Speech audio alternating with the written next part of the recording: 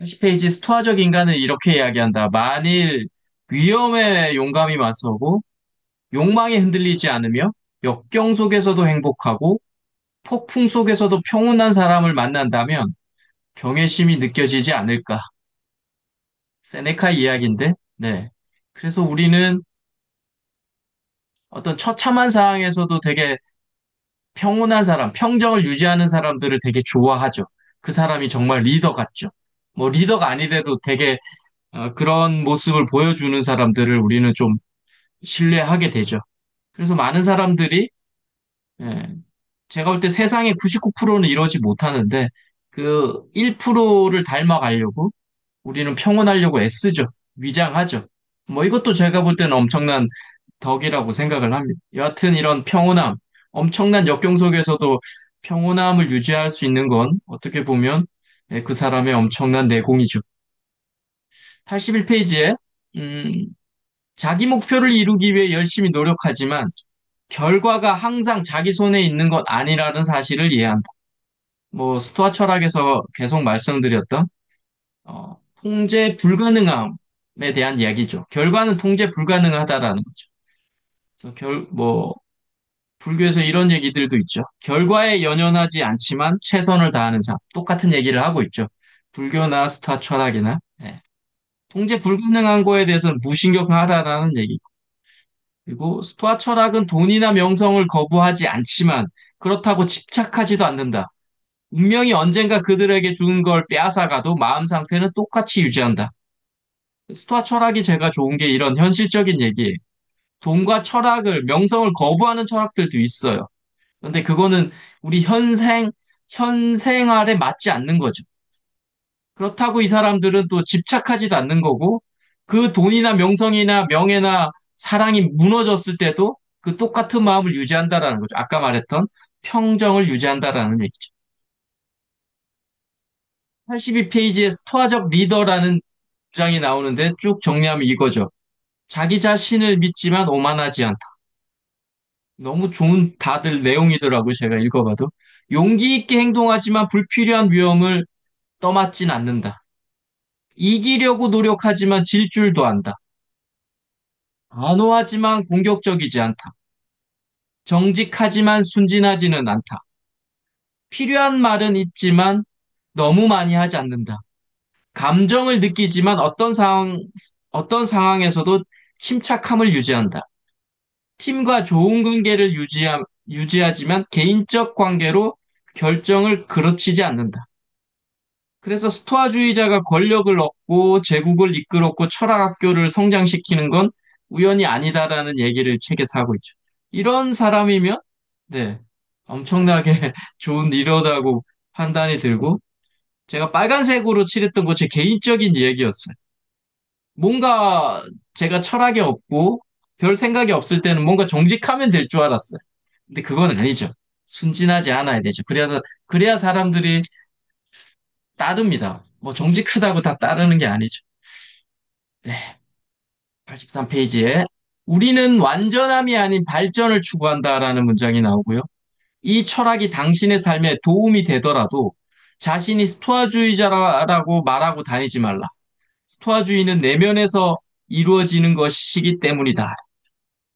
좀 뜨끔했어요. 제가 한 1, 2년 전에 스토아 철학책을 많이 보면서 나는 스토아주의자다라고 막 하고 다녔는데 이 저자가 탁 저한테 직설을 날렸죠. 스토아주의자라고 떠들고 다니지 마라. 스토아주의는 내면에서 이루어지는 거다라는 얘기. 83페이지에 뭐 정말 요즘 현 시대를 찌르는 전국을 찌르는 얘기죠. 당신의 철학을 설명하지 말고 그대로 실천하라. 제 의견을 달면 요즘에 종교 지도자나 철학자라고 말하는 사람들한테 하는 직설인 것 같더라고요. 제가 볼 때 요즘에 지도자나 철학자들은 종교의 역사를 아시는 분들이고 철학의 역사를 아시는 분들이에요. 철학적으로, 종교적으로 사는 사람은 몇 분 없어요. 제가 볼 땐 그래. 그래서 종교의 반감을 가지는 분들이 많죠, 요즘에. 이유는 각 종교의 교리처럼 살지 않기 때문에 그분들이. 리더라고 하는 분들이. 그래서 뭐 고 이어령 교수 제가 한국에서 유일하게 가장 깊다고 생각하는 이분이 이제 돌아가셨는데 이분이 이런 얘기를 하셨더라고요. 저 이 말에 저희가 좀 감동을 받아서 제가 막 이렇게 반론하니까 이분이 그들이 종교를 믿었기에 그 정도라도 살고 있는 거야. 만약 종교를 믿지 않았다면 더 형편없이 살았을 거라고 하는 결과론적 이야기를 이어른 교수님이 하시는 거 제가 봤는데 그래서 제 의문에 답을 해주셨죠. 84페이지 삶의 예술은 춤보다 전투에 가깝다. 너무 좋은 말이고 뭐 책에 옮겨도 뭐 이런 얘기들은 한 문장이 나오면 그냥 훅 하죠, 그냥. 아우렐리우스는 이런 얘기를 합니다. 뭐 좀 풀이하면 이거죠. 삶은 예술이다. 이때 예술은 춤보다 전투에 가깝다라는 얘기. 그는 평생 수많은 적을 상대하며 전쟁을 벌였지만 가장 중요한 전투는 자기 안에서 끊임없이 벌이는 전투라고 확신했다. 내면의 전투죠, 결국은. 외부에 적이 있는 것 같지만 결국 우리 내면에 있다라는 거. 우리 자신이 아닌 어떤 적도 우리에게 피해를 줄 수 없으므로 우리의 중요한 재산인 마음을 다스려야 한다. 끊임없이 뭐 내 마음의 이야기, 내 마음의 문제인 거고 그 얘기를 뭐 1쪽부터 뭐 300까지 계속 하고 있는 거죠. 모든 철학이 스토아 철학뿐만이 아니라 모든 철학이나 종교나 뭐 경전에서도 다 이 얘기를 하고 있는 거죠. 85페이지에 운동 프로그램을 꾸준히 따를 때 우리 몸이 변하는 것처럼 이 정신적 무기를 규칙적으로 연습해야 실제적 도움을 얻을 것이다. 수많은 사고 습관과 자동 반응은 수년간의 반복 후에 강화된 것이므로 더 적절한 반응을 선택하려면 연습과 노력이 필요하다. 그렇죠. 근데 철학은 더 눈에 보이지 않고 신념은 더 눈에 보이지 않기 때문에 이게 더 눈에 보이게 하려면 더 많은 시간의 노력과 축적이 우리 몸에 축적되어야 되죠. 그러니까 더 많은 시간이 필요하다는 거죠. 피텍토스의 얘기, 이런 얘기도 재밌죠. 철학은 단순한 약이 아니라 매일 바르는 로션으로 이해해야 한다. 그러니까 뭐 이게 철학뿐만이 아니라 뭐 어떤 공부들 모든 것도 다 비슷한 것 같아. 그냥 한 번 이해했다고 되는 게 아니죠. 끊임없이 자신의 이해했었던 거를 계속 가슴에 새기는 작업을 해야 되죠. 그게 이제 자기께 되는 거고. 그래서 스토아주의는 연구하는 게 아니라 매일 실천하는 거다라는 얘기도 책에 나옵니다. 뭐 너무 다 좋은 말들이라 제가 많이 적어놨네요. 86페이지에 우리의 사고, 신념, 감정은 일종의 세상을 보는 렌즈다. 따라서 그 렌즈를 바꾸면 세계관도 바뀐다. 그쵸. 뭐 어떤 일이 발생을 했을 때 자신이 갖고 있는 생각, 신념, 감정으로 그 사고를 쳐다보잖아요.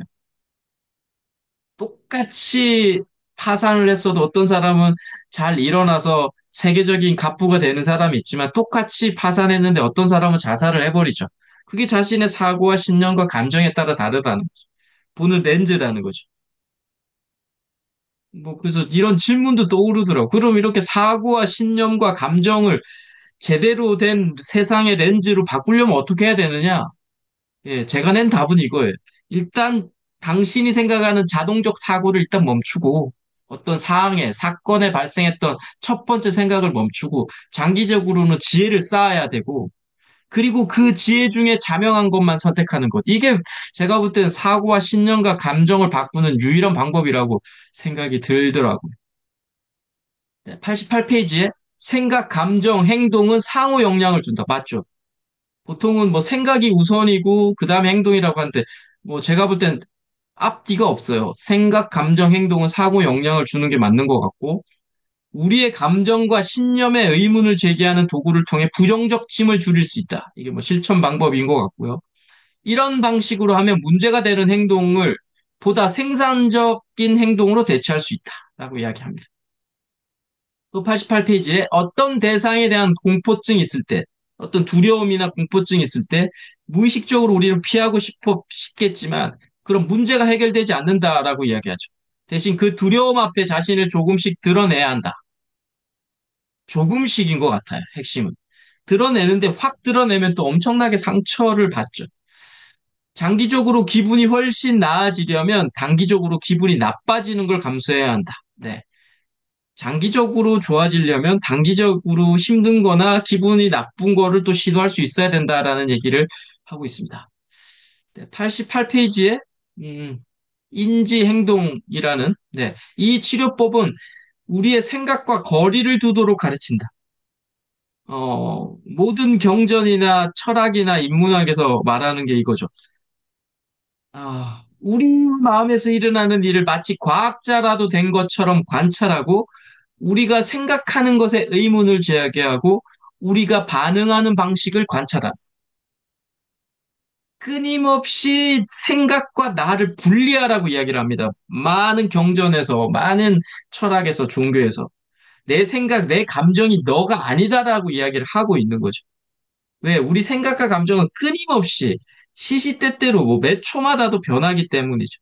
분리하라고 이야기를 하는 거죠.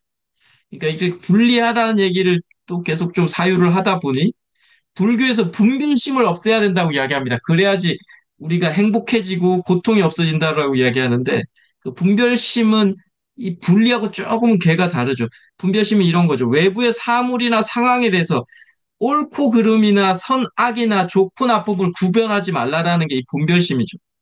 그래서 대상에 대한 이 분별심이 살아나면 선을 좋아하는 사람은 악을 끊임없이 욕하죠. 그렇기 때문에 괴로움이 일어납니다. 내 옆에 있는 내 가족이 악을 행하고 있는 것 같기 때문에. 그래서 분별심을 없애야 된다고 얘기하는데 또 분별심의 긍정적인 건 뭐냐면 이 분별심이 있어야지 우리가 사물을 이해하고 판단하는 능력이 돼요. 네. 왜냐하면 선악도 구분을 해줘야 되니까 우리 이 현상계를 살기 위해서는. 그래서 항상 이 적절함이 중용이 되게 중요하다. 분별심 완전 없애도 안 되고 그렇다고 완전 분별심으로 살아가도 힘들다라는 얘기. 네. 90페이지에 명확한 시각화, 결단력 있는 행동, 훈련 견디기, 뭐 이런 얘기가 나오는데, 행동할 때 배우게 되고 더 명확해지므로 그 결과 행동이 개선되고 나타나는 새로운 장애물을 통제하거나 극복할 수 있다. 뭐든지 이렇게 행동해야만이 더 명확해진다는. 글도 많이 써봐야지 더 명확해지고 그 결과에 대해서 개선점이 스스로 보이죠. 많이 쓰면 쓸수록. 네. 그래서 쓰면 쓸수록 자신을 방해하는 자신이 매여져 있는 어떤 글의 습성도 파악하게 되죠. 그래서 통제하게 되는 거예요. 그래서 행동할 때만이 그게 보인다라는 거죠. 91페이지. 관찰 능력은 가장 중요한 미덕으로 여겨지는 지혜의 기본 특징이다. 뭐 맞죠? 보는 능력. 지혜를 얻기 위해 관찰이 우선 필요한 거죠. 뭐 글쓰기에서도 제가 끊임없이 관찰이 필요하다고 말한 것과 똑같죠. 결국은 일단은 잘 쳐다봐야 되죠. 부정적 감정, 불안, 분노를 식별하고 문제를 일으키기 전에 제어하는 방법을 배울 것이다. 평온한 마음만이 현실을 분명하게 볼 수 있다. 네. 지난주에도 말씀드렸던 모든 깨달음의 딱 두 가지. 네. 평온한 마음과 사랑하는 것. 네. 평온한 마음은 뭐 명상도 될 수도 있고 기도도 될 수 있겠지만 여하튼 이게 있어야만이 우리가 현실을 분명하게 쳐다본다. 91페이지에 결단력 있는 행동으로 많은 사람들은 계획이라는 내부 세계에서 행동이라는 외부 세계로 도약하지 못한다라는 문장이 이게 나옵니다. 그러니까 계획은 열심히 세웠는데 실천이나 행동을 못한다. 뭐 모든 자기계발서나 모든 책에서 이 얘기하고 있는 거죠. 그런데 저는 이렇게 약간 좀 또 사유해보면 이런 게 있죠. 제대로 알면 우리는 행동하게 돼요. 제대로, 제대로라는 이 말을 우리가 실천하기가 너무 어렵기 때문에 우리가 행동을 못하죠. 제대로는 완벽하게 아는 걸 제대로 아는 거죠. 근데 완벽하게 우리가 안다는 게 몇 개가 되지 않죠, 세상 사는데. 그래서 이상적인 얘기라는 거죠. 그래서 우리가 행동으로 실천을 못한다라는 거죠. 뭐 비근한 예로 이런 거죠. 금연에 실패한 사람들이 담배가 몸에 안 좋다는 건 다 알아요. 그런데 자신한테만은 몸에 안 좋은 게 벗어날 거다.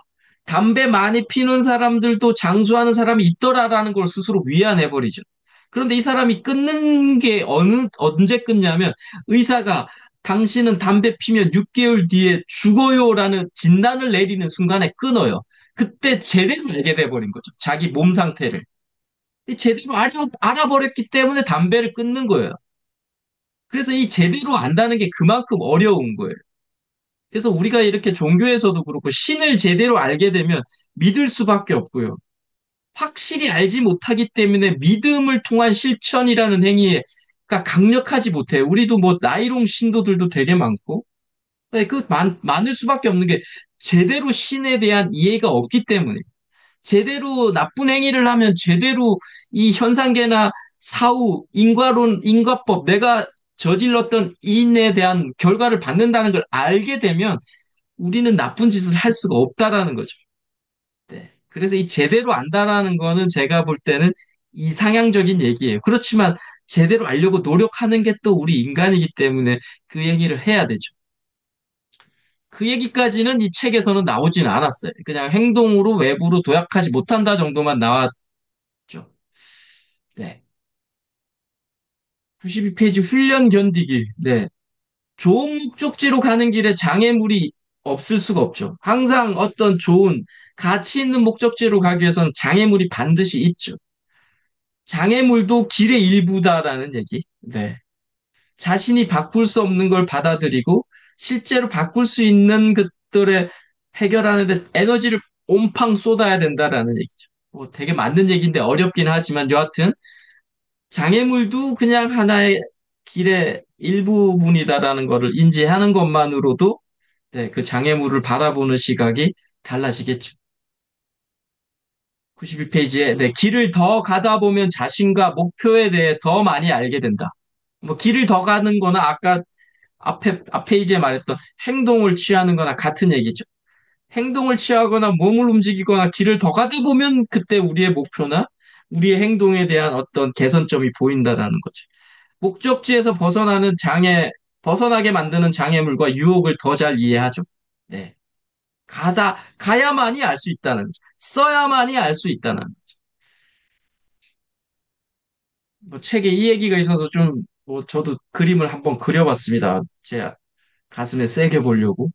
명확한 시각화를 한 다음에 결단력 있는 행동이 그 다음에 필요하고, 그 다음에 견디기 훈련이 필요한 거죠. 이렇게 끊임없이 이렇게 반복된다라는 거예요.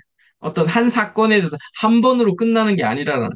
뭔가 도를 닦거나 뭔가 신을 믿거나 모든 것에서도 이렇게 끊임없이 반복이 이루어져야만이 어느 정도의 성취나 경지에 올라간다라는 예.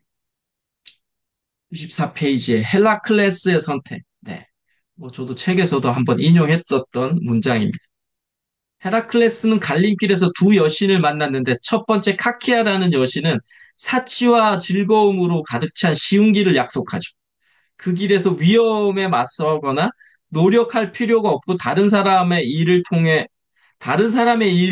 통해서도 살 수 있는 거, 의지하면서. 이게 첫 번째 카키아가 제시했던 길이고, 두 번째 아레테라는 신은 위험과 도전이 가득한 길고 어려운 길을 제안하면서 신들은 노력과 헌신 없이는 인간에게 정말 훌륭하고 감탄할 만한 걸 제공하지 않는다라고 이야기하죠.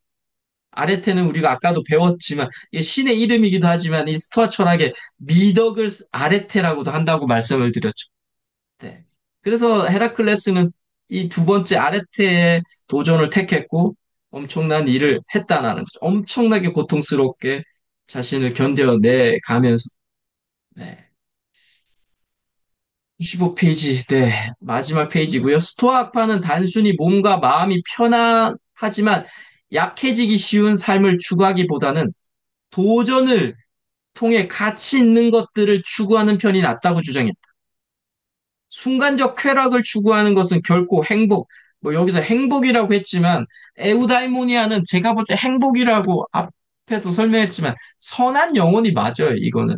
그리스어로 말해 선한 영혼으로 가는 길이에요. 순간적 쾌락을 추구하는 거는 선한 영혼으로 가는 길이 아니다라는 거고, 많은 사람이 쾌락을 행복과 혼동하지만, 보통 우리가 행복한 거는 즐거운 거라고 이야기를 하잖아요. 그래서 혼동하지만, 진정한 행복은 개인적 성취와 더 관련이 있다. 따라서 일을 해야 한다라고 나오고, 또 다른 문장으로 쉬운 길을 선택해서 그냥 그저 끌려가는 삶을 살 건지 아니면 당신의 삶을 개선하기 위해서 어려운 길을 택하는지 선택해야 한다라는 거죠.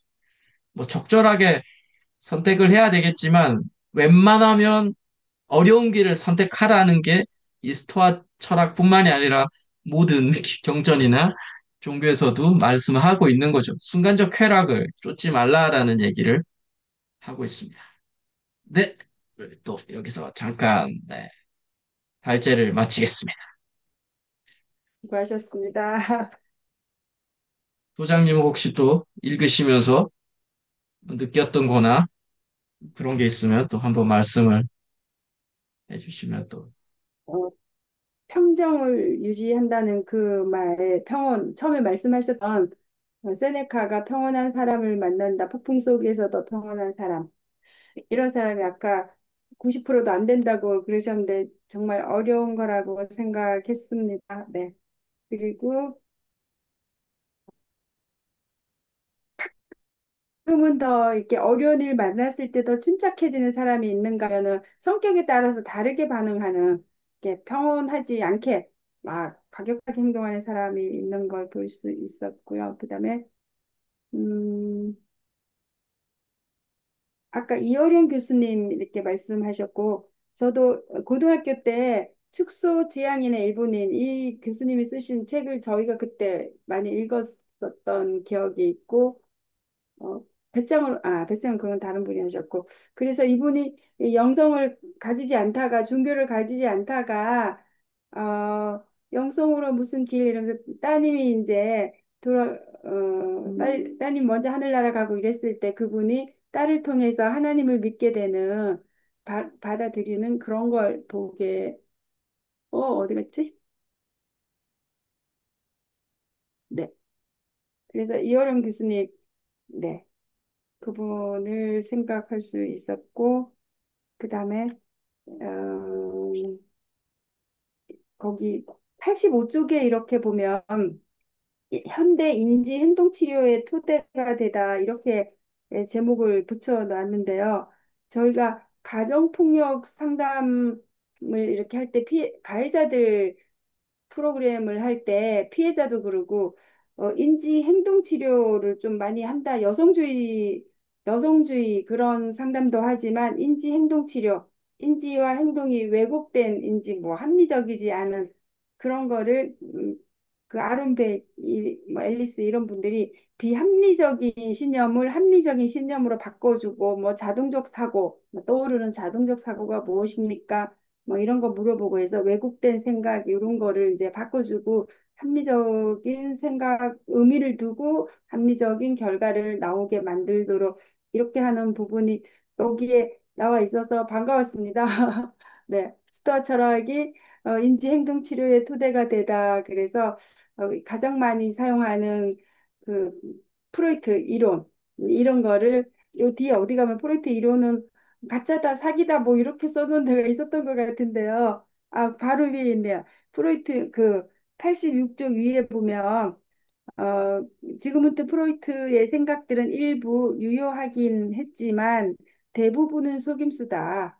그런데도 아직까지도 프로이트 이론을 무시할 수가 없고 심리학의 뿌리이기 때문에 네, 아직도 정신 분석학에 매달려서 하는 사람들이 있는데 시간이 너무 오래 걸린다는 거 상담하는 네, 그래서 자꾸 발전하고 해서 이분들이 이제 인지 행동 치료를 이렇게 만들고 하셨는데 그 스토아 철학이 바로 현대 인지 행동 치료의 토대가 되다 하니까 아주 반가웠습니다.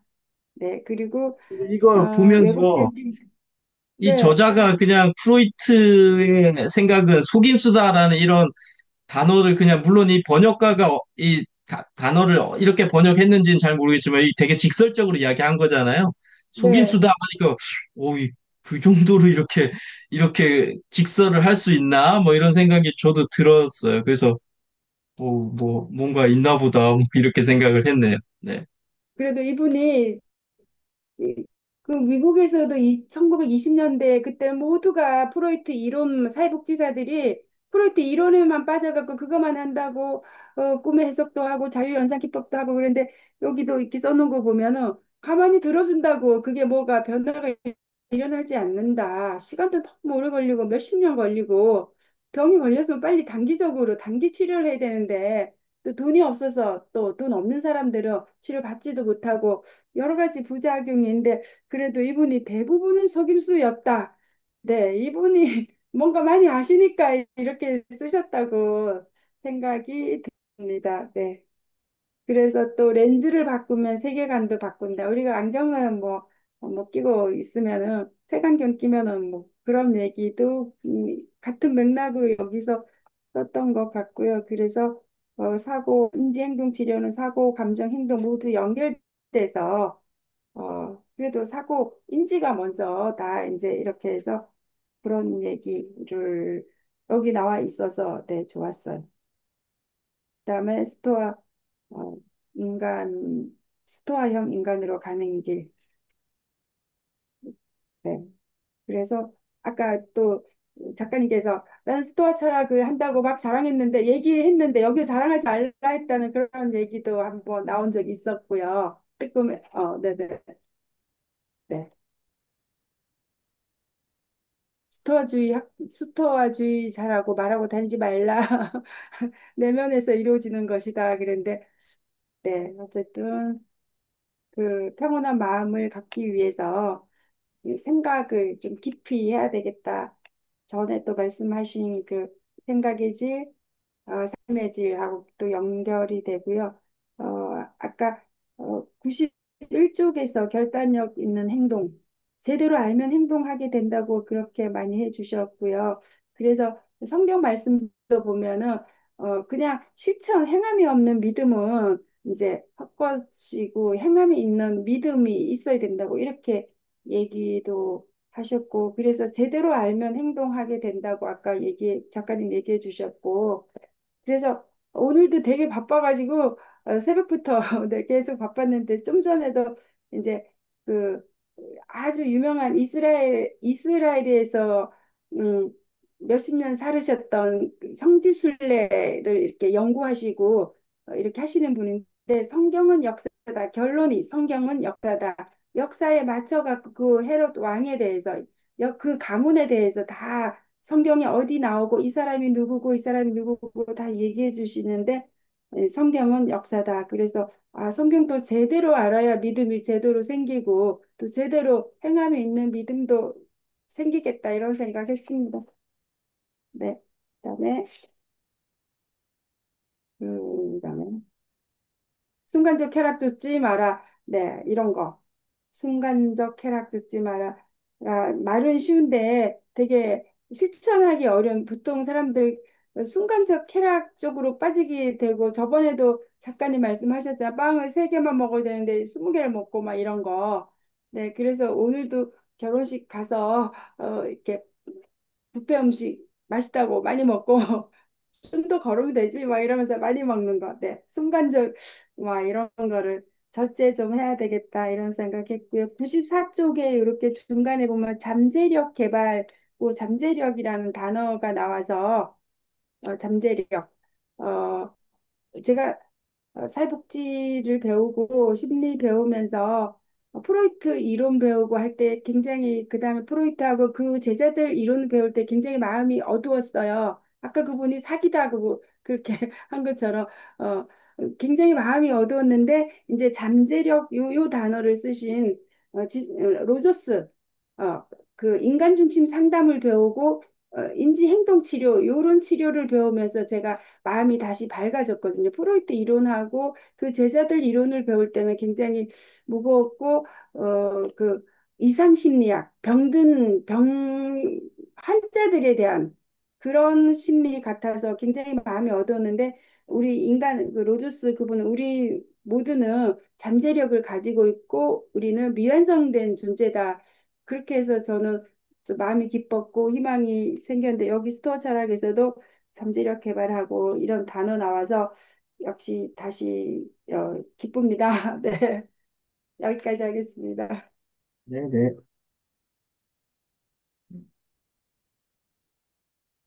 좋습니다. 자, 그러면, 네, 쓰신 글을 한번 낭독하는 시간을 가지고, 네, 제가 이야기. 좀 전에 작가님께서 써놓으신 거를 해놓으신 거를 좀 전에 읽었는데 맞아. 또, 맞아. 이렇게 해야지. 아무렇게 막 써서 던져놓고. 그래서, 네, 열심히 배워야 되겠다. 이런 생각했습니다. 네네.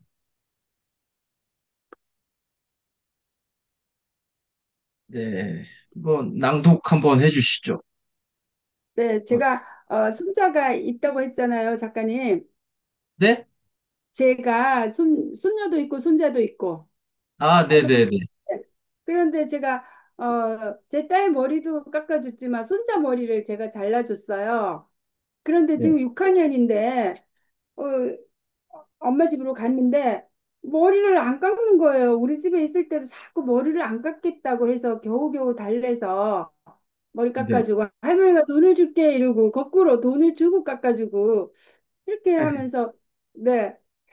하여가 요즘 아이들은 머리도 잘 안 깎겠다 그러고 엄마도 뭐 자기 개성이니까 그거 인정해줘야지 존중해줘야지 이러는데 저는 더운 여름에 이렇게 더벅머리 긴 머리 해 있는 게 저는 그거 어떻게 해서도 머리 달래서라도 머리 깎아주고 싶은데 안 깎는다 이러고 얘네 엄마도 엄마 걔가 그거 원하는 거 존중해줘 이러는데 저 같으면 억지로라도 막 강요를 하는데 요즘 사람들은 강요하지 말아요 막 이렇게 나오니까 그게 아까 말하는 그러면 중용이 필요한데 그죠?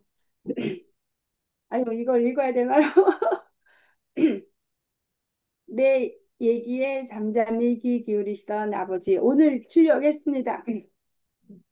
기억 속에 내 머리카락은 양 갈래로 길게 늘어서 따은 댕기머리였다. 초등학교에 들어가면서 단발머리가 되었다. 앞머리는 눈썹 위로 짧은 옆머리와 뒷머리도 기미 바로 아래까지 짧았다. 단발머리는 초등학교 1학년이 스스로 손질하도록 만드는 부모님의 깊은 배려였던 것 같다. 타인의 도움을 받아 머리를 묶어야 하는 의존에서 스스로 할 수 있는 힘을 길러주셨던 부모님의 지혜가 묻어 있다. 학교에서 한글을 익히고 수를 세마하며 새 봄이 지나가기 전에 동화책을 재미나게 읽었던 기억이 새록새록 올라온다. 무더운 여름이 되면서 뒷머리는 시원하게 깎는 상고머리 형태로 바뀌었다. 뒷머리를 짧은 머리로 깎기 위해 아버지는 녹슨 듯 투박한 이발 기계를 손에 들고 나의 뒷머리를 깎았다. 빛 모양을 한 날은 좌우로 쉴 새 없이 움직였다. 교차하는 손잡이를 손에 잡은 아버지는 매우 신중해지셨다. 곱게 담은 입과 엄숙한 눈빛은 머리를 다 깎을 때까지 조용히 지속되었다. 아버지의 그런 마음은 아랑곳하지 않는 개구쟁이 어린 딸은 잠시도 가만히 있지 않았다. 오락내리락 하는 이발 기계에 머리카락은 자주 찝혔다. 이따금씩 따끔따끔했지만 꾹 참았다. 머리를 깎는 동안 과자를 집어먹는 일이 내겐 중요하였다. 빨강, 노란색 등 여러 색의 동그란 과자를 연신 입에 넣느라 더없이 바빴다. 그때는 요즘 미용실에 가는 일이 흔하지 않았다. 집에서 아버지가 머리를 깎자고 하시며 별다른 저항 없이 그대로 순응하였다. 아버지는 6명 자녀의 머리를 깎는 노련한 이발사가 되기도 했다. 특별한 기술 없이도 단발머리 그 자체를 쓱쓱 해결하시었다.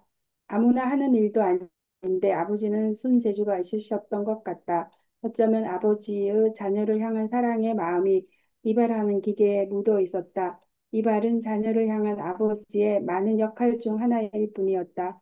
어느 추운 겨울날 사촌 언니도 우리 집에 와서 내 머리를 깎아준다고 너풀댔다. 역시 그다지 의심하지 않고 맡겼다. 나보다 7살 정도 많은 언니였다. 시골에서 큰아버지가 사촌 오빠들은 고등학교까지 보냈지만 딸들은 초등학교 졸업 후에 중학교에도 가지 못하게 차별을 당연하게 견뎌야 했다. 내가 살던 시골 동네에서는 다른 집도 거의 마찬가지였다. 아들과 딸에 대한 엄연 차별이 당연하듯 존재하던 시대였다. 아들은 대학교에 보내더라도 딸은 초등학교까지만 보내는 것을 약속이라도 한 듯했다. 딸은 공부 많이 시킬 필요가 없다고 생각했던 것 같다. 가난했던 시대의 희생은 특히 딸에게만 강요했던 아픔의 시대였다. 사촌 언니가 초등학교 졸업하고 아직 교회지로 나가지 않고 집에서 밥하고 일을 거두고 있었던 때이니 중학교에 다닐 나이였다. 내 친구 중에서도 경제적인 이유로 4명의 형제들은 모두 초등학교 후에 곧바로 도예지로 나가서 공장에 다녔다. 중학교 졸업하고 고등학교에 가지 친구도 있었다. 경제적인 이관이 아닌 부모의 양육 태도에 따른 문제였다고 볼 수도 있다. 맞다른 고등학교에 보내지 않고 집에서 설거지나 시키고 밥 짓는 일을 시키기도 했다. 사촌 언니는 추운 마당에 어린 나를 앉혀놓고 커다란 보자기를 뒤집어 씌웠다. 그리고 아버지처럼 흉내내면서 내 머리를 깎는다고 뽐냈다. 많이 움직인다고 잔소리를 자꾸만 하였다. 언니는 손에 묻은 가위를 들고 내 머리를 잘랐다. 나는 머리 자르는 것보다 여전히 그 빨강, 노란색 과자를 집어 먹는 일에 관심이 더 많았다. 어느 순간 내 귀에서 빨간 피가 흘렀다. 깜짝 놀란 사촌 언니의 목소리가 다급해졌다. 가시나가 가만히 있으라니까 가만히 있지 않고 계속 움직이니까 기가 잘렸잖아 하면서 목청은 크고 빨라졌다. 모든 잘못은 나의 몫이 되어 화살처럼 날아왔다. 조금 잘려나간 내 귀를 얼른 귀에 갖다 붙여주었다. 난 꼭 붙잡고 있었다. 빨갛게 흐르는 피 색깔보다 더 붉은 사촌 언니의 불안한 얼굴이 더 선명하게 보였다. 큰 키에 황소처럼 커다란 눈방울이 불안에 떨고 있었다. 걱정과 불안에 잠긴 슬픈 눈빛이 아련히 떠오른다. 사촌 언니의 곤란해진 얼굴과 다급한 목소리에 나는 아픈 줄도 몰랐다. 나는 마치 아무 일도 일어나지 않은 듯 잠잠했다. 울지도 않았다. 아랑곳하지 않고 침착하게 있었다. 떨어져 나간 귀를 곧바로 붙여서 붙잡고 있으니 귀는 별탈 없이 잘 붙었다.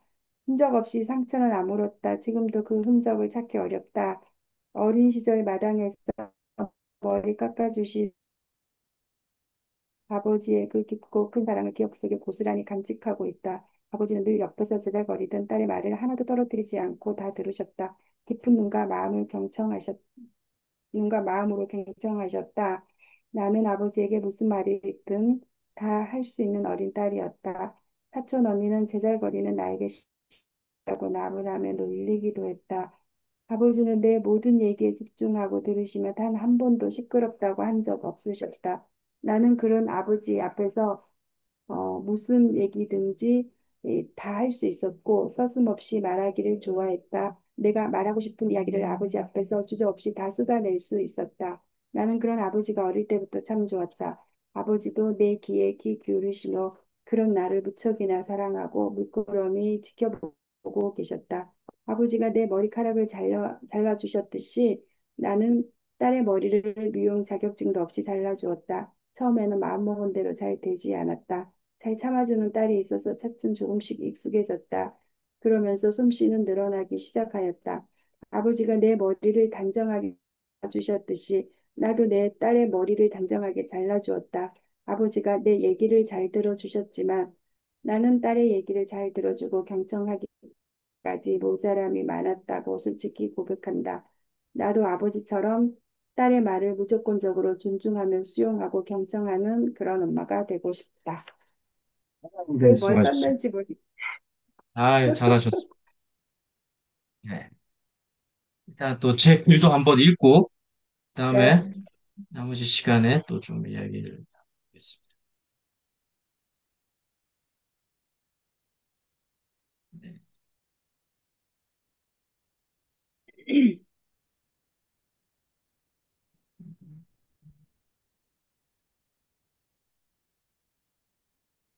어, 영혼의 악업을 네, 정화하는 여정. 네. 인과에 대한, 까르마에 대한 얘기죠. 원인, 인과법이죠. 내가 잘못을 저지르거나 좋은 일을 하게 되면 결과를 받게 되고, 뭐 이런 그 얘기를 제가 이제 또 한번 좀 써봤습니다. 물기 머금은 초여름 햇살이 들판을 감싸고 있었다. 바람결에 흔들리는 노의 어린 벼들은 이제 막 고개를 들기 시작한 참이었다. 길가엔 이름 모를 들꽃들이 소박하게 피어 있었고, 시골길을 걷는 두 사람의 그림자가 아직은 짧았다. 매미 소리는 덜하지만 풀벌레와 멀리서 들려오는 종달새의 울음이 맑게 퍼졌다. 간간이 들려오는 트랙터 소리에 묻히듯 두 사람은 조용히 걸었다.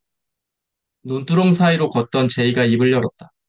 빛, 요즘 자꾸 생각이 많아져. 무심코 했던 말이나 행동들이 다 어딘가 빛처럼 쌓여 있는 게 아닐까 싶어. 빛은 가볍게 풀잎 하나를 뜯어 돌돌 말며 말했다. 맞아, 그게 바로 영적 채무야. 우리가 살아가며 남긴 말, 감정, 행동들의 잔해들이 빛처럼 우리한테 돌아오지. 어떤 건 따뜻하고 어떤 건 차갑지. 결국 다 우리 안에 남아. 제이는 고개를 끄덕이며 길가의 좁은 수로를 내려다봤다. 햇살이 반짝이며 잔잔한 물결을 만들고 있었다. 근데 그 빛 어떻게 갚아야 할까? 그냥 후회만 한다고 해결되는 건 아닌 것 같아. 빛이 천천히 말했다. 후회는 출발점일 뿐이야. 진짜 중요한 건 자기 성찰이야. 매일 밤 조용히 하루를 되돌아보는 습관. 오늘 내가 누구에게 상처를 줬는지, 어떤 감정을 억누르지 못했는지, 그런 걸 하나씩 마주보는 거지. 그게 말처럼 쉽지 않더라. 그렇지. 그래서 습관이 중요한 거야. 하루 5분이라도 꾸준히 하면 마음이 맑아져. 그 맑음이 삶에 작게나마 작용하기 시작하면 조금씩 변화가 생겨. 영적 빛도 찬찬히 정리되기 시작하고. 제이는 논두렁에 쪼그려 앉아 작은 꽃 한 송이를 바라보며 말했다. 그럼 결국 나쁜 까르마를 줄이는 게 곧 성장이라는 거네? 빛은 맞은편 풀숲을 바라보며 고개를 끄덕였다. 맞아. 하지만 빛만 갚는다고 왕성되는 건 아니야. 좋은 까르마를 많이 만들어야 균형이 맞아. 선한 행동, 따뜻한 말, 정직한 선택들. 그런 것들이 공득이 돼서 우리가 예상치 못하는 순간에 우리를 지켜주지. 제이는 바람결에 흔들리는 어린 별을 바라보며 중얼거렸다. 그러면 나쁜 짓을 안 하는 것도 중요하지만 좋은 일을 안 하는 것도 결국 문제라는 얘기네? 빛이 조용히 말했다. 그래. 아무것도 하지 않으면 마음속에 부정이 스며들 여지가 많아져. 선은 기다린다고 저절로 생기지 않아. 능동적으로, 의도적으로 만들어야 해. 그게 진짜 힘이야. 두 사람은 마을 어귀의 느티나무 아래 그늘에 도착했다. 나무 아래선 작은 풀벌레 소리가 희미하게 들렸다. 살짝 끈적한 공기였지만 그늘은 시원하고 편안했다. 빛. 만약 내가 똑같은 실수를 계속 반복하고 있다면 감정, 습관, 그런 게 잘 안 고쳐지면 빛은 나무에 손을 기대며 말했다. 그건 아직 그 까르마에서 배울 교훈을 온전히 받아들이지 못했다는 뜻이야. 반복은 더 배울 게 있다는 메시지지. 그냥 참는다고 바뀌지 않아. 그 뿌리를 깊이 들여다보고 왜 그런 감정이 생겼는지를 이해해야 해. 거기서 통찰이 나와. 제이는 조용히 한숨을 쉬며 말했다. 그 말 들으니까 나쁜 습관을 고친다는 게 의지만으로 되는 게 아니구나. 빛이 가볍게 웃으며 말했다.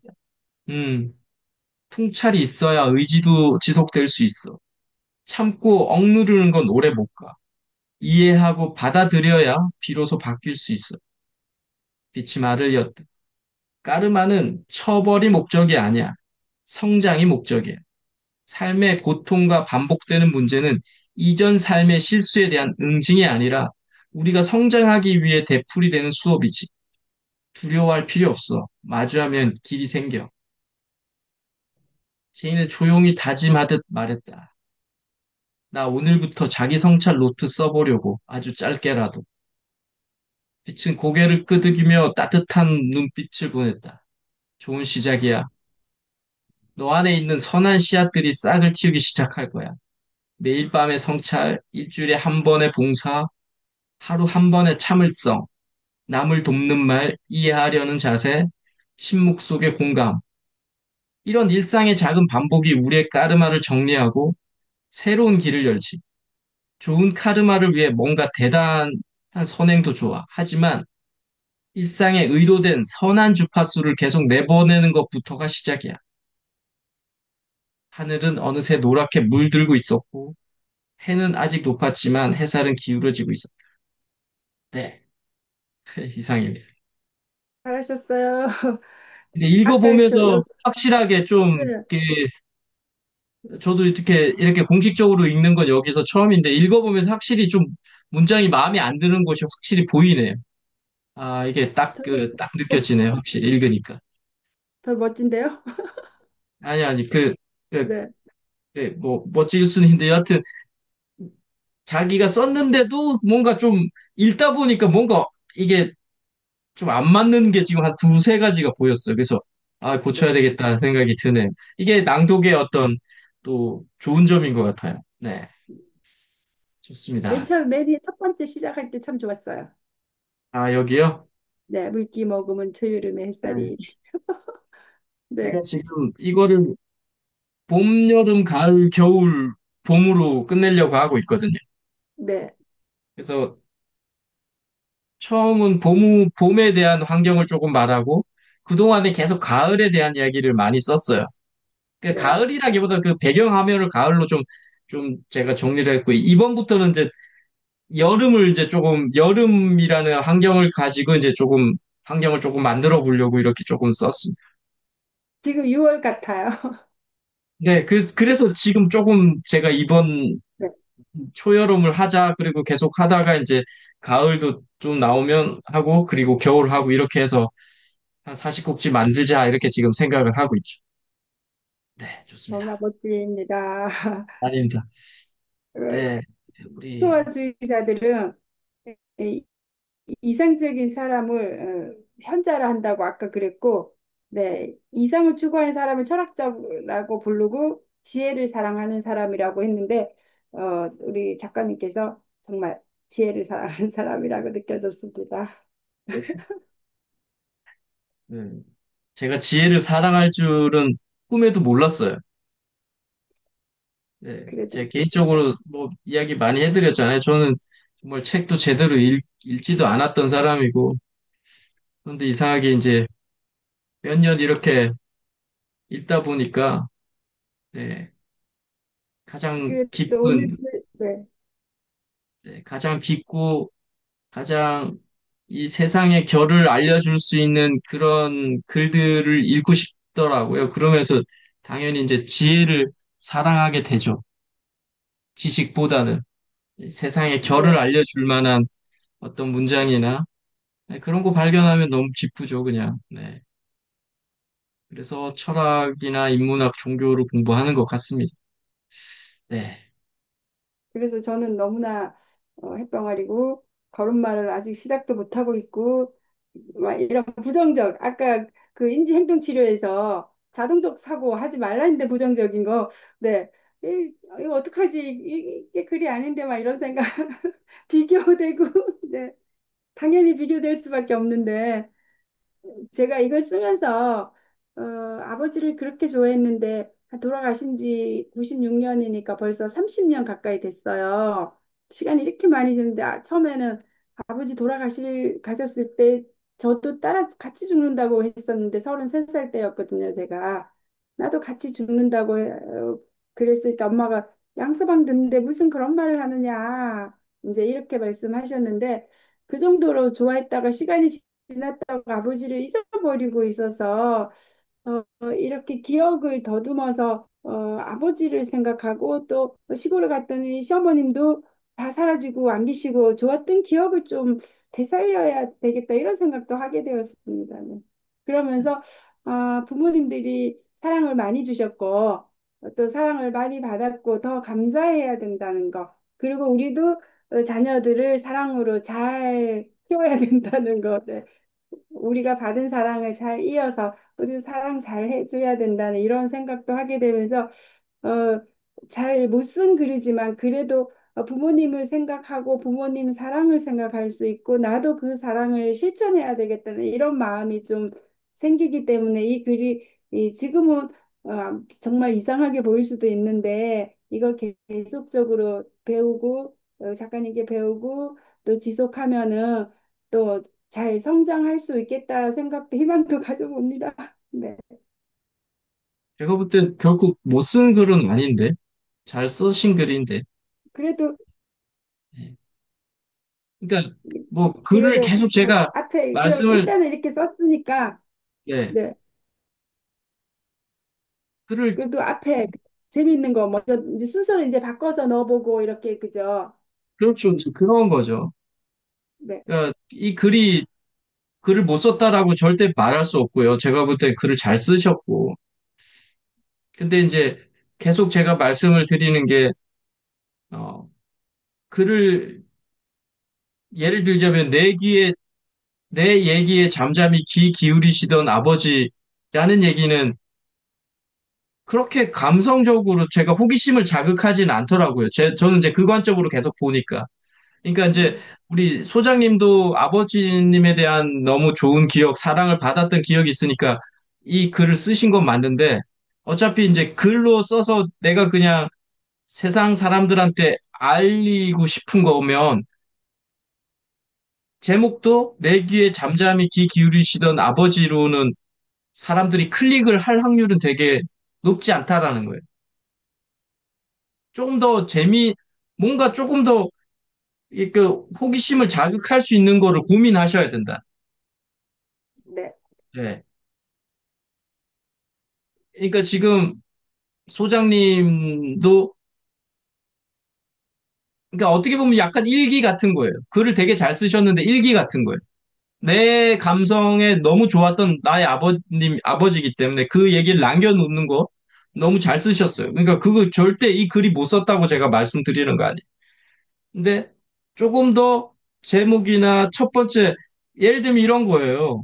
내 기억 속에, 내 기억 속에 내 머리카락은 양갈래로 길게 느려서 딴 댕기머리였다. 제가 수업 중에도 계속 말씀을 드린 것처럼 이 첫 문장이 다음 문장을 읽고 싶은 욕망은 아니라는 거죠. 그러니까 제목도 마찬가지고 첫 문장은 더더욱 우리를 더 막 이렇게 독자들이나 지금은 독자가 아니지만 읽는 사람에 대해서 뭔가를 끌어낼 읽는 사람이 다음 문장을 꼭 읽어보고 싶게 좀 고민의 시간이 필요하다는 거죠. 다 쓰고 나서 이렇게 이제 초고를 쓰셨을 거고 이거를 쭉 보시다가 그러니까 이게 한 꼭지긴 하지만 한 꼭지가 뭐 A4 두 장이 됐던 A4 한 장이 됐던 하지만 이 안에는 서론, 본론, 결론이 있어야 돼. 쉽게 말하면 드라마 같아야 돼. 이 한 꼭지에도 드라마가 있어야 돼. 어떤 일이 발생했고 그 일을 어떻게 해서 어떻게 됐는데 그렇게 해서 이렇게 됐다. 이런 게 드라마의 보통 줄거리잖아요. 드라마의 보통 영화나 드라마의 한 한 시간 반짜리 봐도 그 안에 이야기가 좀 전개되잖아요. 그죠? 이렇게 해서 이렇게 됐고. 네, 그 얘기를 하는 거예요. 왜 그렇게 쓰시겠, 그 드라마나 그래서 제가 수업 때도 계속 말씀을 드렸던 부분 중에 하나 그거예요. 정말 잘 쓰신 롤 모델 책이 있어야 된다. 정말 좋아하시는 소장님이. 소장님이 정말 이 아버지에 대한, 아니, 가족에 대한 어떤 이야기 중에 누가 우리나라 원탑 작가가 썼던 어떤 책이 있는데 이 책이 난 너무 좋아. 이런 게 한두 권은 있어야 돼요. 제가 네, 그걸 왜 첫 시간에 말씀을 드렸냐면 그걸 근거로 해서 내 이야기도 좀 섞어 보내는 거예요. 예를 들면 혹시 소장님이 되게 좋아하는 에세이 작가라든지 이 가족에 관련된 이야기 쓰신 혹시 좋아하시는 작가나 책이 있어요? 완전 좋아하지 않더라도 좀 감명 깊게 읽었거나 재미나게 읽었던 책이라. 지난주에 말씀하셨던 박안서 선생님이 보면서, 네, 네, 책을 참 네네. 재밌게 그렇게 가족 이야기를 재밌게 잘 소설처럼 잘 쓰셨고 저희 집 책이 여러 번이 있긴 있더라고요. 그러면 그 박원서 선생님의 책을 근거하셔야 돼요. 그래서 제가 그 수업 때 5권을 추려내시라고 말씀드렸던 거 있잖아요. 그죠? 내가 쓰려고 하는 롤 모델 책이 있어야 된다. 그게 5권 정도면 좋고, 어떤 1,500만 원짜리 책 쓰기 수업 한 분은 300권을 읽으라고, 아니, 100권을 읽으라고 말씀하셨어요. 또 그런 책들을. 근데 100권은 제가 수업에도, 그걸 언제 다 읽냐라고 해서 저는 한 5권 정도를 말씀을 드렸던 게 이런 거예요, 결국은. 책을 보시다가, 그 박완서 선생님의 책을 보시다가, 어떤 꼭지가 너무 가족에 대한 이야기인데 그게 아마 우리 소장님이 그게 너무 좋았다고 느끼는 거는 그 글을 읽으면서 우리 가족이 떠올랐을 거예요. 조금 조금씩은 계속 연관되면서. 그렇지 않으면 그 글이 좋아질 수가 없죠. 우리는 내하고 내 삶과 연관이 되어야만이 감동하고 좋아지는 거고, 그니까. 근데 아마 박완서 선생의 글을 보시면서 느꼈을 거라고. 그러면 그렇게 느꼈던 걸 가지고 그 박완서 선생님의 한 꼭지를 가지고 내가 쓰려고 하는 이 글처럼 내가 지금 아버지에 대한 이야기를 썼잖아요. 이 쓴 글과 그 글의 테두리로 한번 힘들지만 비슷하게 한번 만들어 보는 거예요. 그러니까 어렵기보다도 시간이 좀 더 많이 들어가는 거죠, 일단은. 근데 소장님이 박완서 선생님의 글을 좋아하신다고 하면 줄 치시면서 읽어야 된다는 게 그런 거예요. 아, 이건 난 너무 좋아. 이분의 글이 너무 좋아. 그렇게 그 글을, 그 한 꼭지를 한 5번, 6번 읽으셔야 돼. 그리고 이 네. 지금 썼던 이 초교랑 한번 그 중에 꼭지 하나를 벤치마킹해서 조금 바꿔보는 거, 비슷하게. 음, 그러면 그분들은 필연적으로 제가 말했던 거 다 나올 거예요. 사건이 나올 거고, 서론본론 결론이 나올 거예요. 그 한 꼭지에. 네. 그렇지 않을 수가 없어요. 그래야만이 그분들이 지금 이 세상의 베스트셀러가 된 거예요. 사람들이 되게 호기심을 가지고 읽게 된 거거든요. 네. 네. 그러니까 지금 우리 소장님도 글은 되게 잘 쓰셨는데, 이 내용에 대해서 서론, 본론, 결론, 일부러 결론은 막 이렇게, 일부러가 아니라 이 결론 사랑을 해줘야 되겠다 있는데, 이거보다 일단 이 의견보다는 이 사건에 대한 이야기부터 먼저 조금 정리가 필요해요. 조금 호기심을 끌만하게. 네. 네. 그래서 제가 뭐라고 썼는지 한번 볼게요. 네. 네, 첫 문장에 호기심을 자극하고 있는지, 재미있는지, 다음이 궁금한지, 이렇게 초고를 쓰고 수정할 때 이런 의문을, 초고는 일단 썼더라도 퇴고하실 때는 한번 이런 의문을 가지고 조금 편집하는 거죠, 결국은. 앞에 걸 위로 올리고. 그래서 제가 읽었던 것 중에는 좀 재미나게 읽었던 것 중에는 그 사촌 언니가 그 대화체 있잖아요. 자꾸 움직이지 마, 기가 잘렸잖아. 이 내용. 그리고 사촌 언니가 목소리 다급해졌고 얼굴이 붉게 보였다. 이게 저한테는 사건으로 보인 거예요.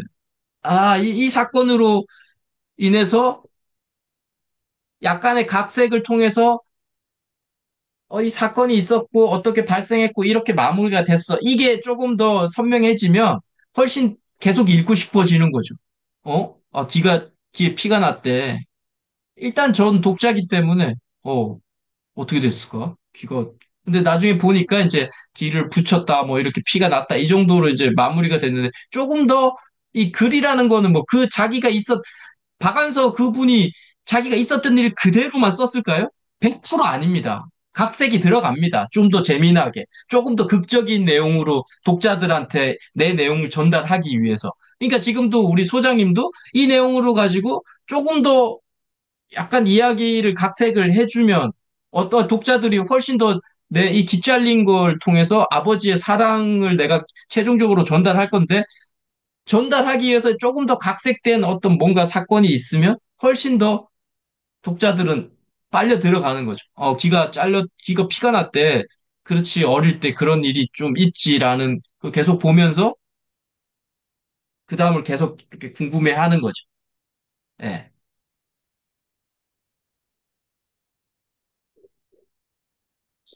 그리고 이제 제가 또 느꼈던 건 이런 거죠. 어, 너무 많은 상황을 계속 설명해 드리려고 하고 있는 거예요, 독자들한테. 지금 소장님의 글이. 이게 지금 여기 제가 한 예만 끄집어냈는데 조금 많은 부분이 그래요. 딸들은 초등학교 졸업 후 중학교에 가지 못하는 차별을 당연하게 견뎌야 했고, 내가 살던 시골 동네에서는 다른 집도 거의 마찬가지였다. 이런 게 그, 그 사촌 언니가 그렇게 됐고, 그 당시에 이런 걸 했었다는 거를 계속 이렇게 뭔가 계속 설명을 해주려고 하고 있거든요. 너무 설명을 해주면 독자들은 지쳐버려요. 읽다가. 그래서 네. 스킵할 때는 팍, 그러니까 이걸 제가 수업에서도 그 얘기를 간단하게 설명하지 말고 보여주라는 얘기를 제가 조금 했던 적이 있어요. 그 기억이 문장으로 그때 설명을 하긴 했는데, 그래서 사촌언니가 그, 이렇게 된 거잖아요? 제가 여기서는 표시를 안 했는데 제가 글을 좀 고쳐내면서 사촌언니, 쉽게 말하면 그 당시에 이렇게 어릴 때 초등학교 마치고 중학교 못 간 여성분들이 많다라는 얘기를 사촌 언니를 통해서 그냥 제가 여기 지금 표시가 안 돼서 제가 설명이 안 되는데 한 줄로 요약돼 있어요. 예를 들면 이런 거 기억해 보면 사촌 언니는 초등학교를 졸업을 하고 학교에 가지 않고 학교에 가지 않고 집에서 밥하고 빨래했다 이렇게 하면서 그냥 모든 상황이 다 정리가 되는 거죠. 그 당시에 학교 못 갔던 거 당연히 뭐 이 사촌 언니 하나를 통해서 그냥 일부러 이렇게 설명을 많이 안 하셔도 된다는 거.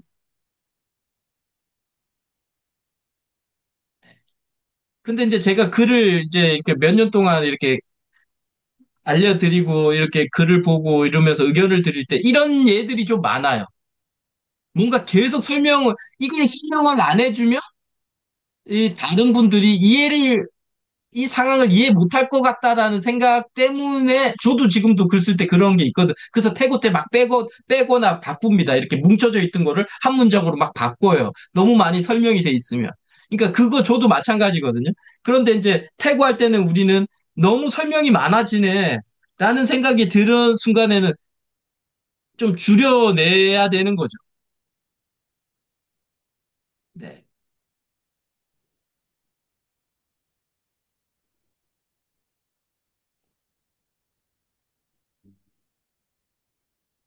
이런 게 다 그런 거죠.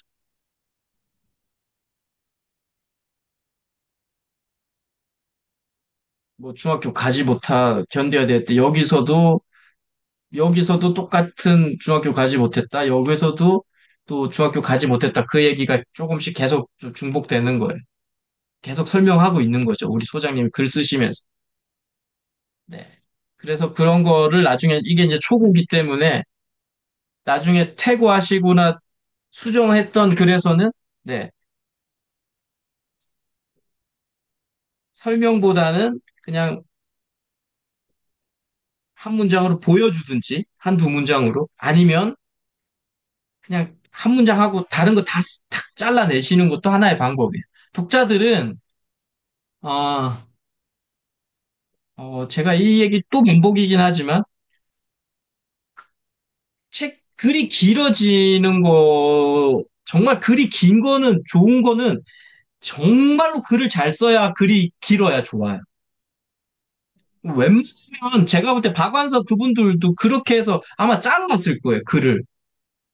자를 수밖에 없다고요. 그래서 웬만하면 설명을 많이 하지 않겠다. 태고할 때 그 생각을 한번 가지시면서 태고를 꼭 한번 해보세요. 반으로 줄이면 그래도 확 줄어들겠죠?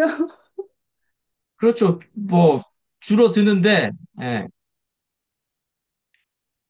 그러니까 이게 지금 참 말씀을 참 이게 어려운데 제가 또 이렇게 설명을 드리기가, 어, 무조건 제 첫 시간, 둘째 시간에도 봤죠. 무조건 줄인다고 다 해결되는 건 아니에요. 지금 제가 첫 번째 뭐 말했어요? 오늘 지금 이 글에서 첫 번째,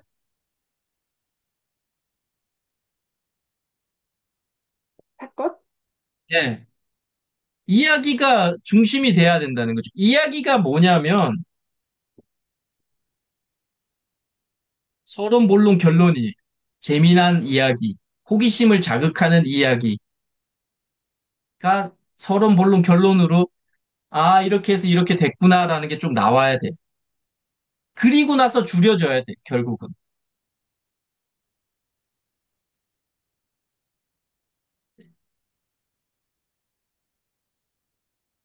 뭐꼭 줄이는 표현이 그게 좀 안 맞아요. 그거보다는 설명하는 부분을 잘라내는 게 맞아요. 그 표현이 더 맞아요. 설명으로 쭉 아이고, 되어 있는 부분을 좀 내가 잘라내겠다가 맞는 거예요. 줄인다는 것보다. 줄이는 거는 네 페이지 되어 있던 거, 아니, 다섯 줄 되어 있는 걸 한 줄로 한다. 이게 줄인다는 표현인데 어떻게 보면 설명되어 있는 거는 아예 싹 다 없애도 돼요. 네. 그 핵심은 자, 이렇게 한번 글을 이제 써보세요. 1번이 박완서 선생의 책을 많이 보시고 또 집에 있으시니까 그 중에 책을 계속 보시다가 한 꼭지를 너무 좋은 한 꼭지를 가져오셔야 돼. 그 박완서 선생님의 글 중에 한 꼭지를. 그걸 다섯 번, 여섯 번 읽어야 돼. 한 꼭지만 한 네다섯 페이지 될 수 있을 거니까.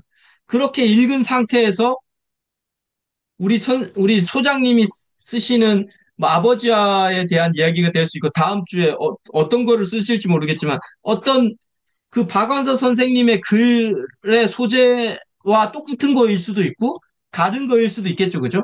박완서 선생님의 글은 아드님 죽은 거에 대한, 뭐 저한테는 그게 가장 깊은 인상이었으니까, 아들 죽은 거에 대한 그 글로 인해서 우리 소장님의 아들이나 자녀분에 대한 이야기를 쓸 수 있어요.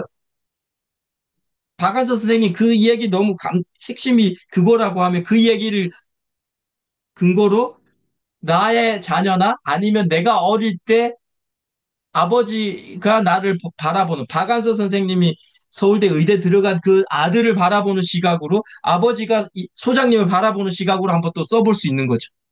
아니면 지금 소장님이 자녀를 바라보는 시각으로 박완서 선생님의 그 아들의 시각으로 한번 써볼 수 있는 거. 그러니까 박완서 선생님의 글을 무조건 열심히 읽으셨다가 그 소재에 근거해서 우리 소장님의 글을 한번 일단 써보시는 거. 그리고 세 번째, 쓰는 과정에 아까 말했던 다 쓰고 나서는 사건 중심의 이야기로 근데 박완서 선생님의 글을 쭉 보셨으면 아마 사건 중심으로 느끼셨을 거예요. 이분들의 글은 사건 중심이 아닌 글은 없기 때문에. 네, 그 중심으로 쓰시고 나중에 세 번째는 조금 이제 내가 너무 많이 설명이 되어 있네. 설명 같은 거 좀 빼는 것.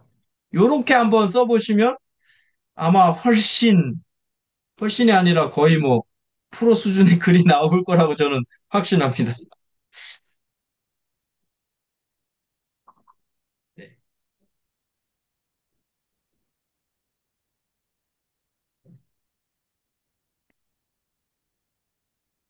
잘 쓰셨어요. 이거 결코 못 쓴 글이 아니에요. 네.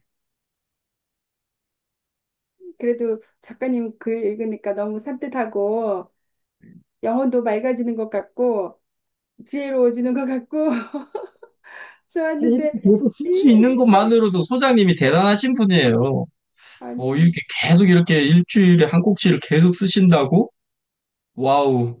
아니, 저도 지금 매일 글 쓰지만 거의 뭐 초죽음이거든요. 한 꼭지 쓰고 나면 뭐 초죽음이 될 것 같아요. 그래서 아니 나하고 안 맞는가 보다 이런 생각도 많이 들어요. 아, 이거 글 쓰는 거 나하고 안 맞다 이런 생각도 많이 들긴 하는데 지금 뭐 별로 할 것도 없고 하니까 이제 쓰긴 하는데 너무 에너지가 소비가 되고 뭔가 잘 못한다는 게 느껴지니까 되게 잘 힘들긴 쓰셔 한데 잘 쓰시잖아요. 아니. 네. 저는 글을 잘 쓴다기 계속 말씀드렸다시피 저는 글을 잘 쓰는 사람이 되는 게 목적이 아니라 그냥 영성 지도자가, 현자가 되는 게 제 목표이기 때문에 저는 그러니까 쉽게 말하면 글을 어떻게 보면 소장님이 더 잘 써요. 이렇게. 이 글은 제가 따라갈 수 없어요. 저는 좀 깊이 있게 조금 재미난 글을 판단은 할 수 있는데 글은 제가 이렇게 못 쓴다니까 아버님 얘기를 이렇게 쓸 수가 없어요. 저는. 지금 이 얘기처럼. 그러니까 일단 그건 좀 여하튼 그렇고 그래서 아마 소장님도 이렇게 계속 쓰는 게 결코 쉬운 일이 아닐 거거든요. 되게 제 느낌은 되게 어려울 거라고 느껴져요. 이렇게 할 수 있는 게 대단하다는 거예요, 제가.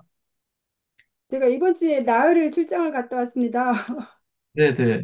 그래서 아무렇게 막 써놓고 던져놓고 왔기 때문에 아무렇게 이렇게 써갖고 이게 규칙에 따라서 이렇게 써야 되는데 이 맘대로 써서 그런 좀 창피한 거 있습니다. 결코 이 정도를 못 써서 이 정도라고 하면, 그러니까 결국은 소질이 있으신 거죠. 이렇게 해서, 저는 이렇게 못 쓰는 게 거의 확실하기 때문에, 저는, 저는 뭐 영성을 추구하는 사람이니까 뭐, 그래서 이거, 이런 글에 부러움 없는 사람이에요. 글 잘 쓰고 싶은 사람은 아니기 때문에. 근데 너무 잘 쓰신 글이에요, 이 글 자체는. 노력하겠습니다. 네. 아니, 그러니까, 이렇게, 이 기준으로 금방 말씀드렸던 박한서 선생 글, 우리 소장님이 그 글을 보면서 느낌이라고 하면 또 안 되고, 그냥 그 박완서 선생의 글을 보면서 내 추억을 떠올려서 그 글과 비슷하게 한 꼭지 써보는 거. 혹시 이문열 작가는 아세요, 작가님? 이름도 많이 들어봤겠죠. 근데 뭐 그분의 글을 제대로 읽어본 적은 없는 것 같아요. 저희 문중이어서 제가 이분 것도 많이 읽었거든요. 예전에. 요즘은 뭐 네. 직장 생활 하느라고 사회복지하니까 직장 생활 하느라고 책 읽을 시간이 별로 없어요. 그런데 그분 책도 저희 집에 많이 있어요. 저희 같은 문중이고 뿌리가 같으니까. 네. 그래서 아, 네. 열심히 책 그러니까 읽어보겠습니다. 이문열 선생님의 책도 똑같이 방금 말씀드렸던 박한서 선생님 글이 아니라 이문열 선생님 책으로 한번 해서 또 그걸 가지고 소장님의 이야기로 해서 또 가족 이야기를 한번 하셔도 좋아요. 네. 어떤 것도 괜찮아요. 그렇게 나름대로 우리나라에서 한 일획을 그었던 사람들의 글을 보면서 내 거하고 연관시키는 작업은 뭐 어떻게 해도 손해가 안 나고 너무 좋은 어떤 학습법이거든요. 박경희 선생님. 근데 그건 괜찮아요. 그분 글로 해도 되고. 근데 그분들이 짧은 이렇게 에피소드 에세이 글이 있으면 그거 활용하셔도 되는데 그분들 되게 장편이 좀 많지 않나요? 그래서 제가 토지, 뭐 소설 토지 이런 거 그러니까 쓰시더라고요. 그걸 일주일에 다 읽고 할 수는 없으실 거잖아요. 그래서 제가 이제 한 꼭지짜리를 그 뭐 박완서 선생의 뭐 어떤 에세이가 있다면 재미나게 읽으셨던 부분이 있다면 그걸 가지고 한번 활용해 보시라는 얘기를 제가 말씀을 좀 드리는 거예요. 감사합니다. 네네. 잘하셨습니다. 충분히 잘하셨습니다. 감사합니다. 네. 에휴, 시간이 벌써 많이 됐네. 제가 작가님 말씀을 칭찬을 네, 그 칭찬을 제가 그냥 잘 하라고 채찍 당근으로 제가 해석합니다. 아니요, 자, 앞으로 잘 잘하시고, 하라고. 아니, 뭐, 못한 거를 일부러 잘해라고 할 수도 없고요. 저도 분명히 잘 쓰신 글인데, 그래서 제가 계속 말씀드리는 거예요. 이거 글은, 이게, 쉽게 말하면, 이제 소장님 그냥 제가 편안하게 말씀드리면, 저 앞에서 박완서, 이문열, 그분들 글을 저를 만족 못 시킨다니, 그분들은 영성이 없다니까요, 글에. 좀 기분 나쁘실 수도 있는데 저는 그런 분을 그래서 저는 이은영 교수 정도 되는 분의 글을 보면 전 좀 감동해요. 와, 이분 장난 아니다. 깊다. 다른 분들 글은 죄송한데 저한테 안 들어와요, 가슴에. 죄송해요. 이거는 그냥 편안하게 제가 이제 좀 시간이 되니까 말씀. 뭐 박완서고 이문열이고 뭐 아무것도 들어오지 않아. 그냥 글 잘 쓰네라는 정도예요. 이유령 깊이는 선생, 안 들- 음, 네. 영성적인 깊이는 없다니까요, 그분들이. 이효령 선생님 영성으로 무슨 그런 책도 있고 저희 집에 있어요. 그리고 그분이 책상이 막 아주 넓어서 김정은 교수님이 이효령 교수님의 책상, 넓은 책상, 컴퓨터 몇 대 막 이런 거 또 그런 것도 되게 부럽다고 그랬는데 어, 저도 그런 것도 부럽고 이효령 선생님 책도 다시 한번 읽어보겠습니다. 이거는 네, 읽어보는 거 읽어보시고 네, 일단 글 쓰는 게 더 우선적이시니까 네, 네, 네. 그렇게 하시면 감사합니다. 됩니다. 네, 네, 다음 주에 또 뵙겠습니다. 다음 주는 잠깐만요. 자, 이게 111페이지까지 한번 하시는 걸로 하시죠. 알겠습니다. 네, 감사합니다. 수고하셨고 또 네, 건강하게 또 다음 주에 뵙겠습니다. 네, 감사합니다. 수고하셨습니다.